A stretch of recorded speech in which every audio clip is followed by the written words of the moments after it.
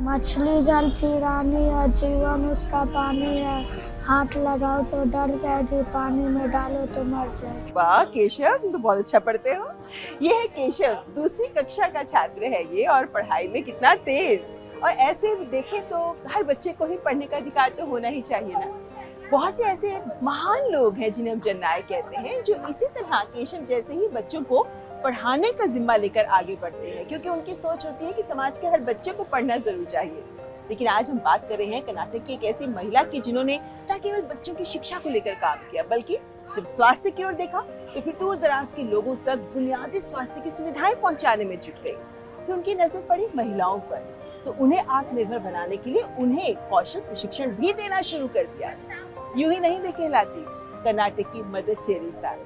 ये हैं एस.जी. सुशीलम्मा, जिन्हें देश कर रहा है पद्म पुरस्कार के माध्यम से सलाम।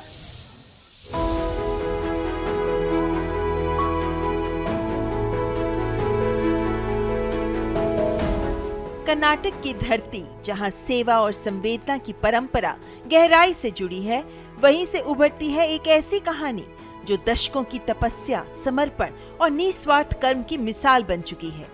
ये कहानी है एस.जी. सुशीलम्मा की।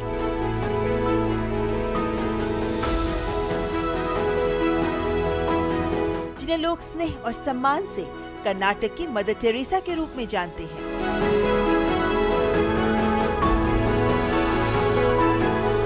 पिछले 5 दशकों से अधिक समय से उन्होंने अपना जीवन समाज के उन वर्गों के लिए समर्पित कर दिया जो अक्सर मुख्य धारा से दूर रह जाते हैं। लेकिन इस यात्रा की शुरुआत बेहद चुनौतीपूर्ण थी। 1975 में उनके पास सिर्फ 15 रुपए, एक दोस्त और 3 छोटे छोटे बच्चे थे। इन्हीं सीमित संसाधनों के साथ एक छोटे से कमरे से उनका ये प्रयास शुरू हुआ, जो आज बेंगलुरु में एक विस्तृत आश्रम के रूप में विकसित हो चुका है, जो अनाथ बच्चों, महिलाओं और बुजुर्गों के लिए आश्रय ही नहीं बल्कि उम्मीद का एक सशक्त केंद्र बन गया है। ಕೆಲವರು ದಾನಿಗಳು ಕೊಟ್ಟು ಮಾಡಿಸಿದ್ರು, ಕೆಲವು CSR फंड ने अरेंज। हमारा विजन सिर्फ इतना है कि हमारा भारत एक गरीबी मुक्त भारत बने, यही हमारा संकल्प है।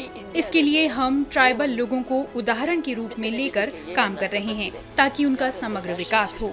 हम चाहते हैं कि और भी घर बने और लोगों का जीवन बेहतर हो। ನಮ್ಮೊಂದು ಎಲ್ಲರಿಗೂ ಒಂದೊಂದು ಮನೆಗೆ ಒಂದು 30,000 ರೂಪಾಯಿ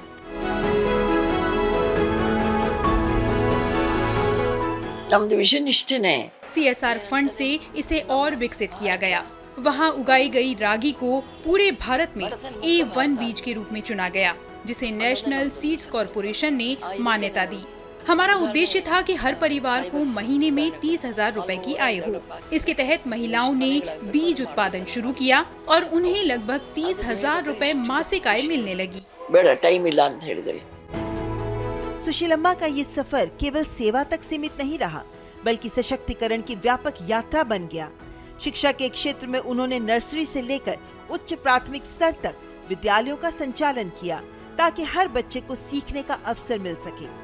स्वास्थ्य के क्षेत्र में 18 स्वास्थ्य केंद्रों के माध्यम से उन्होंने दूर दराज के लोगों तक बुनियादी चिकित्सा सेवाएं पहुंचाई। ग्रामीण महिलाओं को आत्मनिर्भर बनाने के लिए व्यवसायिक प्रशिक्षण की पहल की। उनके प्रयासों ने न केवल जीवन बदले, बल्कि आत्मविश्वास और सम्मान की भावना भी जागृत की। ಇಂಥ ಒಂದು ಸಮಯದಲ್ಲಿ ಅಮ್ಮನಿಗೆ ಪದ್ಮಶ್ರೀ प्रशस्ति बंदिरोದು। ऐसे समय में मां को पद्मश्री प्रशस्ति मिलना बहुत ही गर्व और गरिमा की बात है। उन्होंने समाज के लिए बहुत सेवा की है, गरीब बच्चों को शिक्षा दे रही हैं, अनपढ़ बच्चों की भी लगातार सहायता करती आई हैं। इसके साथ ही वे बच्चों को जनपद गीत सिखाती हैं और हम भी ऐसे कार्यक्रम आयोजित करते आ रहे हैं। वे हमेशा से अच्छे अच्छे कार्य करती आई हैं। ತುಂಬಾ ಹೆಮ್ಮೆ ಅನಿಸಿದೆ, ಅವರು ಇನ್ನೂ ಉತ್ತಮ ಕಾರ್ಯಕ್ರಮಗಳನ್ನು ಮಾಡಲಿ। समाज सेवा के साथ साथ पर्यावरण संरक्षण को भी अपने मिशन का अभिन्न हिस्सा बनाते हुए उन्होंने वृक्षारोपण से प्रकृति के प्रति अपनी प्रतिबद्धता को साकार रूप देते हुए 1 करोड़ पौधे लगाने का लक्ष्य तय किया। उनके इस बहुआयामी योगदान को कर्नाटक राज्योत्सव पुरस्कार और डॉक्टर दुर्गाबाई देशमुख पुरस्कार से सम्मानित किया जा चुका है। और अब भारत सरकार ने सामाजिक सेवा के क्षेत्र में उनके इस असाधारण और दीर्घकालिक योगदान के लिए उन्हें पद्मश्री से सम्मानित किया है।